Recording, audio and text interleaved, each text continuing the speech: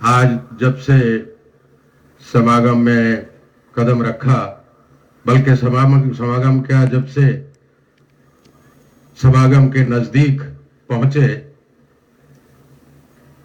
और जैसा बाबा जी ने 2 रविवार पहले कहा था कि समागम से पहले ही बहुत ही सौंधी गंध आने लगी थी, खुशबू आने लगी थी इस क्षेत्र में, इस जमीन पे, तो बहुत दूर से देख के ही, लाइटें देखकर पता लग गया कि अब हम लोग समागम के पास आ रहे हैं। लेकिन जैसी कि आदत है, व्यक्ति के चरित्र का सरकारीकरण हो जाता है। सरकार में प्रत्येक वस्तु को, प्रत्येक व्यक्ति को संदेह की दृष्टि से देखा जाता है। तो पता नहीं मैं क्यों जब भी निरंकारी संत समागम में आता हूं या सत्संग में आता हूं तो क्रिटिक बन जाता हूं, समालोचक बन जाता हूं। मैं स्टेटस को या जो भी घट रहा है, जो बोला जा रहा है, उसको फेस वैल्यू पर एक्सेप्ट नहीं करना चाहता।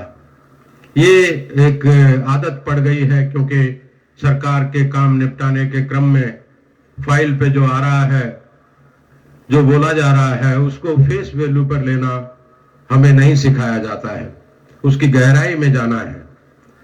तो मेरे मन में एक ख्याल आया जैसे ही समागम में कदम रखा कि मैं इसे क्या कहूं, इसे भीड़ कहूं या मेला कहूं या संत समागम कहूं, क्राउड, फेयर या कांग्रेगेशन। क्राउड में इंडिविजुअल ऑब्जेक्टिव नहीं होता है, कॉमन ऑब्जेक्टिव भी नहीं होता है। वहां सब लोग रहते हैं, लेकिन किसी का कोई उद्देश्य, सामान्य उद्देश्य या व्यक्तिगत उद्देश्य नहीं होता है, बस वहां है इसलिए क्राउड है। तो फिर थोड़ा सोचा कि नहीं, ये क्राउड नहीं हो सकती है। फिर उसके बाद मेला,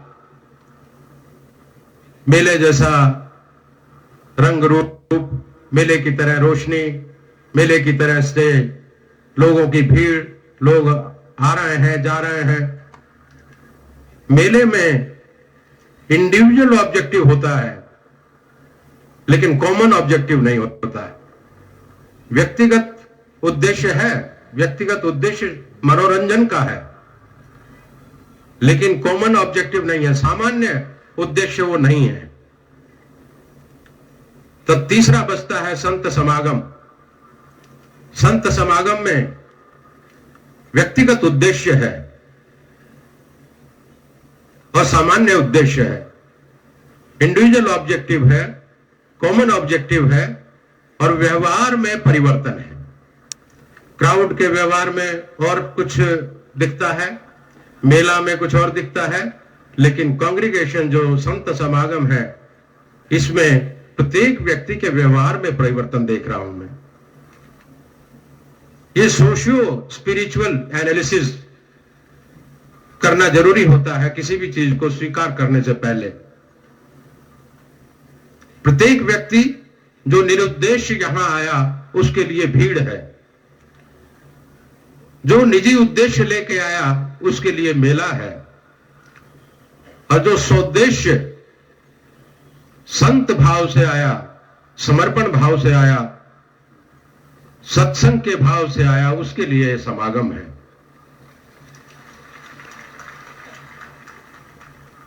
यह समागम, इसको संत समागम हम अपने से बनाते हैं,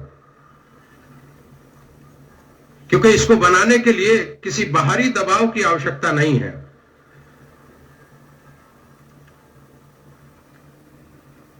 बाबा जी जब विचार करते हैं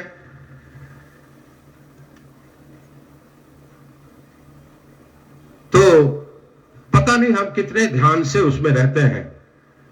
ये घटना कई साल पुरानी है। एक बार करनाल में बाबा जी के समक्ष ये घटना रखने का अवसर मिला था। मैं चंडीगढ़ जा रहा था। चंडीगढ़ मेरे मित्र थे, वो बहुत सीनियर ऑफिसर थे, आईएएस ऑफिसर थे। उनसे मिलना था। मैं दिल्ली से चला और चंडीगढ़ पहुंचते पहुंचते देर हो गई। उसने पूछा पहुंचने पर इतनी देर कैसे हुई। मैंने कहा डेरा बसी में बाबा जी का सत्संग था, उसमें चले गए थे। कहा अच्छा, बहुत अच्छी बात है। फिर चाय मंगाई उन्होंने, बात करने लगे, मित्र थे, मित्रता की बात होने लगी। अचानक रुक गए। कहा बाबा जी ने क्या कहा। मैं भी भौचक रह गया कि ये आदमी संसारी व्यक्ति है, अब वो भगवान को प्यारे हो गए, कई वर्ष हो गए, 4 वर्ष हो गए उनको। तो मुझे अचानक लगा ये क्या पूछ रहा है, ये सरकारी आदमी, मैं सरकारी आदमी। ये तो बात हम लोग तो ये बातचीत में समाचार केवल दे दिया इनको कि बाबा जी का सत्संग था डेरा बसी में, उसमें गए थे। उन्होंने कहा नहीं, बाबा जी ने क्या कहा। फिर कहा उन्होंने, बाबा जी ने क्या कहा। मैंने कहा बाबा जी ने कहा मानव जीवन जिस उद्देश्य के लिए मिलता है उस उद्देश्य की प्राप्ति होनी चाहिए। कहा अच्छा ठीक है। फिर चाय की चुस्कियां लेने लगे। फिर बोले बाबा जी ने और क्या कहा। फिर मैंने कहा कि बाबा जी ने कहा कि इसके लिए साधन तलाशना भी मानव की जिम्मेदारी है। फिर थोड़ी देर के बाद कहा और बाबा जी ने क्या कहा। तो मैंने कहा बाबा जी ने यह कहा कि गुरु एक रास्ता है, सतगुरु एक रास्ता है जो जीवन के अंजाम तक पहुंचाता है। तो फिर मैं चुप हो गया। मुझे कहता है वो, मैंने 3 बार तुमसे पूछा है कि बाबा जी ने क्या कहा, तुमने शॉर्ट में जवाब दिए हैं सब। बाबा जी कितनी देर विचार करते रहे। मैंने कहा 45 मिनट लगे होंगे, 40-45 मिनट। तो कहा बाबा जी ने 40-45 मिनट तक कहा, विचार किए, और तुम 45 सेकंड में इसको निपटा दे रहे हो, समेट दे रहे हो। तब मैं अचानक झटके में, अचानक शॉक में चला गया को बाबा जी जब बोलते हैं तो हम लोग तो सामान्य व्यक्ति की तरह अपने घर बार, आसपास, दोस्ती, मित्र, परिवार की बात सोचने लगते हैं। और ये एक सांसारिक व्यक्ति है, ये मुझसे पूछ रहा है कि 45 मिनट बाबा जी ने क्या कहा, वो मुझे 45 मिनट में बताओ, क्योंकि बाबा जी ने 45 मिनट विचार किए थे। इसी में किस्सा याद आ रहा है। एक स्टेनोग्राफर थे, उनको उनके बॉस ने डिक्टेशन दिया, डिक्टेशन दे रहे थे, आशुलिपिक जो डिक्टेशन शॉर्ट हैंड में देते हैं। उन्होंने लिखाया माय डियर जॉर्ज। उसके बाद डिक्टेशन देनी शुरू कर दी। बाद में लास्ट में बोला योर सिंसियरली माइकल जोसेफ। ये फाइनल हो गया। उसके बाद वो आशुलिपिक जो स्टेनोग्राफर था वो उसके मुंह की तरफ देखने लगा। तो उन्होंने, बॉस ने पूछा एनी क्वेश्चन। तो स्टेनोग्राफर ने कहा कि sir what did you say between my dear George and your sincerely. आपने जो प्रथम अभिवादन कहा और बाद में भवदीय कहा, इसके बीच में क्या कहा। तो इसके बीच में वो कलम हिलाता रहा, ये दिखाता रहा कि मैं लिख रहा हूं। बाबा जी भी 2 बार धन्य निरंकार बोलते हैं। एक बार प्रारंभ में बोलते हैं धन्य निरंकार जी, और एक बार अंत में बोलते हैं धन्य निरंकार जी। हम लोगों को तो हर बार बाबा जी से पूछना चाहिए, बाबा जी आपने 2 धन्य निरंकार के बीच में क्या कहा था,